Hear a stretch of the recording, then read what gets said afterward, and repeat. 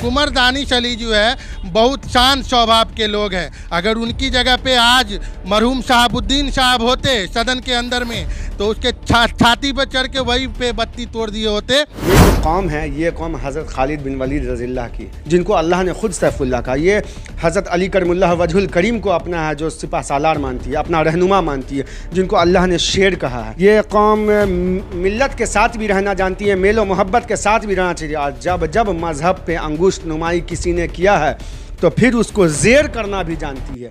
आज़ादी से लेकर के अब तक में पाकिस्तान का नाम इतना नहीं लिया गया होगा जितना एक कमज़ोर मुल्क पाकिस्तान, उसका नाम लेकर के बीजेपी वाले और नाम लेकर के और तब यहाँ के प्रधानमंत्री पीएम बनते हैं। जाते हैं अकेले में, वहाँ जा कर के बिरयानी तोड़ते हैं और यहाँ जो है मुसलमानों को गाली सुनवा करके वोट लेने का काम कर रहे हैं। फजलो करम है कि अकबरुद्दीन ओवैसी साहब जो सांसद में आते ही नहीं हैं। अगर अकबरुद्दीन ओवैसी साहब सांसद में आते तो उसके गले में पट्टा होता और हाथ में जंजीर होता। अब पूरे दिल्ली का मुआयना करते हैं, उसको सूंघवाते होते पूरे दिल्ली की, सूंघ के बता कौन दिल्ली कहाँ पे घूमने का जगह है, उसको इससे ऐसे कुत्ता। और दूसरी बात, कुंवर दानिश अली ने सहन कर लिया है तो ऐसा नहीं है रमेश बिरु जी कि भारत का एक एक मुसलमान आपकी बातों को सहन कर लेगा। ईंट का जवाब पत्थर से देना हम लोग भी जानते हैं। अगर सदन में हमारे नेता पप्पू यादव जी होते तो जरूर आपका ईंट से ईंट बजा दिए होते।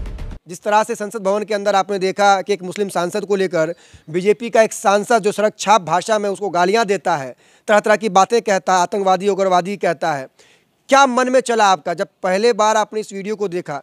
क्या कुछ चला मन में आपके? देखिए, मन पूरी तरह से विचलित हो गया देखकर वीडियो। और मैं तो कहूँगा कि दो कौड़ी का आदमी दो कौड़ी की ही बात करेगा। रमेश बिदूड़ी, उसका तो नाम लेना भी गवारा नहीं कर रहा है दिल, क्योंकि दो कौड़ी का आदमी वो एक माननीय सांसद के खिलाफ और एक समुदाय विशेष को जो उसकी मानसिकता है और बीजेपी का जो चाल और चरित्र है वो देखने को मिला। नया संसद भवन तो बनकर तैयार हुआ, नए संसद भवन में लोग नई बातें करने गए थे। इंडिया हमारा चांद पे जा रहा है, चंद्रयान की बात हो रही थी, मगर जो बीजेपी का चाल और चरित्र है, जो उसकी दोगली नीति है, दोहरीकरण वाली नीति है, दो तरह की नीति जो अपनाता है बीजेपी का लोग, वो साफ देखने को इस बयान से लगा कि एक माननीय सांसद को जो सदन की गरिमा होनी चाहिए उस गरिमा को तार तार करने का काम वो दो कौड़ी का आदमी किया है। मैं तो अध्यक्ष महोदय से, जो लोकसभा के अध्यक्ष हैं, उनसे मांग करना चाहूँगा कि उस दो कौड़ी के आदमी को, जो सड़क छाप आदमी है, वो सदन में रहने के लायक नहीं है, उसको सड़क पे ऐसे ही आवारा की तरह बौराने के लिए छोड़ना। आप जब पहली बार उस वीडियो को देखे, जिस वीडियो में सड़क छाप सांसद रमेश बिधूड़ी गालियां दे रहा था सांसद दानिश अली को, क्या कुछ चल रहा था आपके दिमाग में? सांसद भवन में बैठ के एक है जो मुसलमान के ख़िलाफ़, कुंवर दानिश को उन्होंने नहीं कहा, उन्होंने पूरे इस मुल्क में जितने भी है जो माइनॉरिटी हैं, जितने भी मुसलमान हैं, तमाम के ख़िलाफ़ अंगुष्ठ नुमाई की है। और यहाँ पे कुंवर दानिश के बारे में सबसे पहले मैं बोलना चाहूँगा, बीजेपी के उस सांसद को छोड़ के मैं कुंवर दानिश के बारे में बोलना चाहूँगा। इन्होंने बुज़दिली और कायरता का एकदम निशानी पेश किया है। इन्होंने उसी तरह से पेश किया है जिस तरह से इब्ने ज़ियाद, समर बिन जौसन और यजीदों ने हज़रत इमाम हुसैन अलैहिस्सलाम के ख़िलाफ़ जिस तरह से जंग छेड़ी थी, इसी तरह से इन्होंने जंग छेड़ दिया है खुद के कौम के ख़िलाफ़। ये खुद ही कौम के लिए एक कैंसर का मर्ज बन गए हैं। इनको उसी वक्त सत्ता के ये लोभी हैं, इनको उसी वक्त सत्ता को ठुकरा देना चाहिए और खामोश नहीं रहना चाहिए। एकदम आंख में आंख डाल के बोलना चाहिए था कि कोई मुल्ला का अल्फाज निकाल कैसे सकता है, कोई टेररिस्ट का आवाज़ निकाल कैसे सकता है अपने मुंह से। उनको उसी वक्त जो खरा खोटी सुनाना चाहिए था।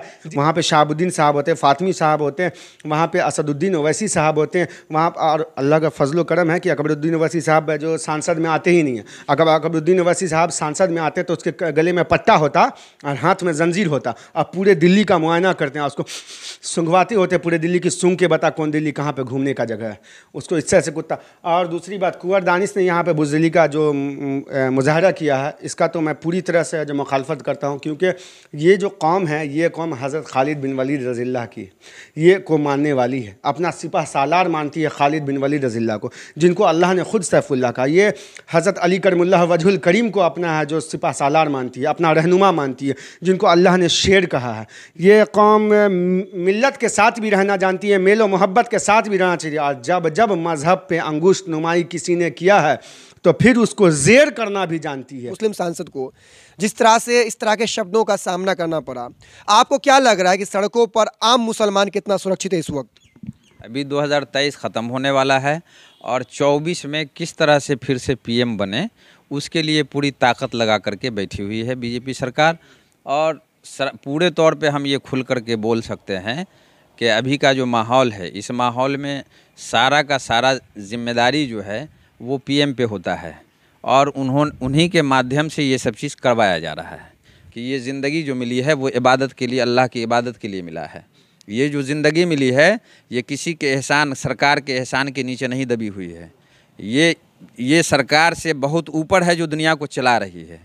और इन लोगों का काम जो है वो सिर्फ मुसलमानों को गाली दे करके, जितना कांग्रेस की सरकार इतने दिन रही, आज आज़ादी को इतने साल हो गए, आज आप गौर करके देखे होंगे कि आज़ादी से लेकर के अब तक में पाकिस्तान का नाम इतना नहीं लिया गया होगा जितना एक कमज़ोर मुल्क पाकिस्तान, उसका नाम लेकर के बीजेपी वाले और नाम लेकर के और तब यहाँ के प्रधानमंत्री पीएम बनते हैं। जाते हैं अकेले में, वहाँ जा कर के बिरयानी तोड़ते हैं और यहाँ जो है मुसलमानों को गाली सुनवा करके वोट लेने का काम कर रहे हैं। संसद भवन कह रहे हैं कि जिस तरह से गालियां दी गई उनको जवाब देना चाहिए, कम से कम सदन के अंदर ये होना चाहिए था।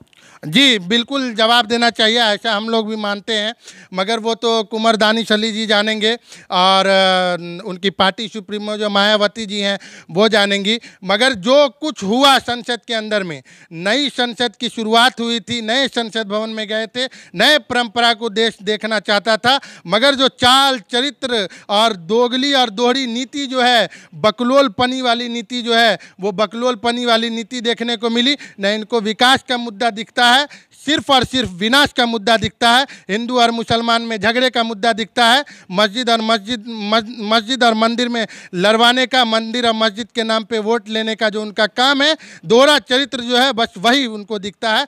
यही वो संसद के अंदर में देखने को मिला। एक तरफ नरेंद्र मोदी जी विदेशों में मुसलमानों के साथ दोस्ती का हाथ बढ़ाते हैं, अपने यहाँ बुला करके उनका स्वागत करते हैं, दूसरी तरफ उनके ही लोग भारत के मुसलमानों के लिए आतंकवादी शब्दों का प्रयोग करते हैं। देखिए ये तो शुरू का रहा है बीजेपी का नीति, जहाँ देखा खीर वहाँ लगाया भीड़। नरेंद्र मोदी जी जो है वो विदेशों के दौरे पे रहते हैं, तो वो तो फ़ोटो जीवी हैं। प्रधानमंत्री तो वो समझिए कि फ़ोटो खिंचवाने के लिए वो कुछ भी कर सकते हैं। जाके शेख से हाथ मिलाने का होगा तो वहाँ पे वो अर्दोगान साहब से हाथ मिलाने का होगा तो वहाँ पे वो अच्छे से सुलूक करेंगे। मगर उनके मंत्री, चाहे वो अनुराग ठाकुर हो, चाहे वो बिहार में हरिभूषण ठाकुर बकलोल, बकलोल वो हो, या और भी कपिल मिश्रा हो, सारे लोग बीजेपी में एक से एक नफरती लोग भरे पड़े हैं।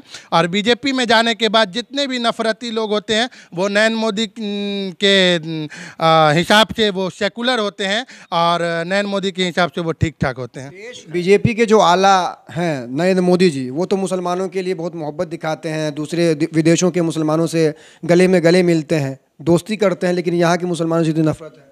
अब मैं आपको एक बात बताऊं कि आपका भी घर यहाँ है, मेरा भी घर यहाँ है, और हमारे घर में दाल चावल आलू की सब्ज़ी बन रही है, और बगल में किसी दूसरे मोहल्ले में जब आपका दावत होता है तो वहाँ तो अब इसलिए है कि आपके लिए बिरयानी बनेगा, आपके लिए पुलाव गोश्त बनेगा, तो आप पुलाव गोश्त की तरफ दौड़ेंगे ही।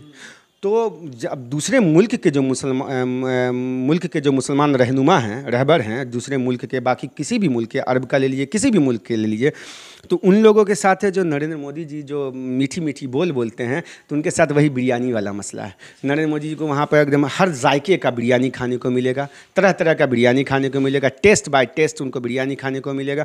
और यहाँ मुल्क में जो है इनको क्या करना है, मुसलमान को मारना है और हिंदू से वोट लेना है, मुसलमान को मारना है, सताना है, उस पर है जो जुल्म ज़्यादती करनी है, और हिंदू से वोट लेना है। अब बाहर में तो उनको ये नहीं, बाहर में क्या उनके सामने अच्छे बनेंगे, उनके है जो आगे पीछे करेंगे, और आगे पीछे करके क्या है उनको उस बिरयानी का टेस्ट लेना।